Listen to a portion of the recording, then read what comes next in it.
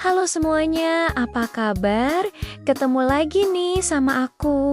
Kalian pernah nggak sih dengar suara-suara aneh di rumah yang bikin merinding? Nah, aku mau cerita pengalaman seru yang bikin aku sama adikku, Edo, sempat ketakutan setengah mati. Jadi gini, setiap malam sekitar jam 9, pasti ada suara-suara mencurigakan dari loteng rumah kami.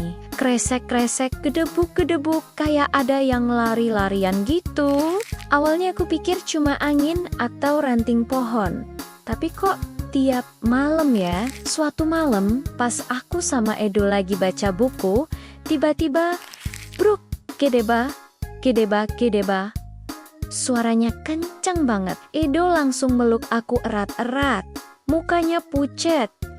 "Kanaya, itu hantu ya?" tanyanya gemetar. Aku juga ikutan merinding sih sebenarnya. Soalnya kan sering denger cerita hantu suka nongkrong di tempat gelap kayak loteng. Kita berdua sampai nggak bisa tidur. Edo bahkan mimpi dikejar hantu berambut panjang. Besoknya kita cerita ke ibu. Ibu malah senyum-senyum. Hantu? Yakin itu hantu? Ibu langsung ngajak ayah buat ngecek loteng.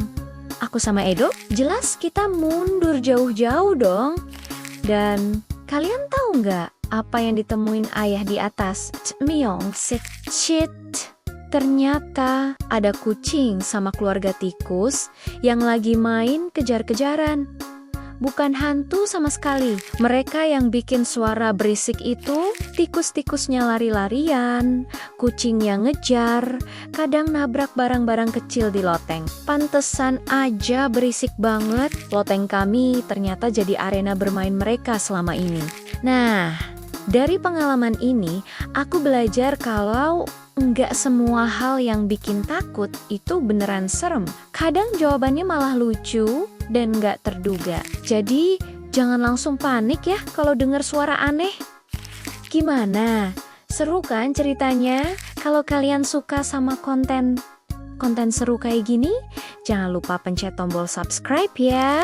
Aktifin juga loncengnya biar nggak ketinggalan cerita-cerita seru lainnya. Sampai ketemu di video selanjutnya. Dadah!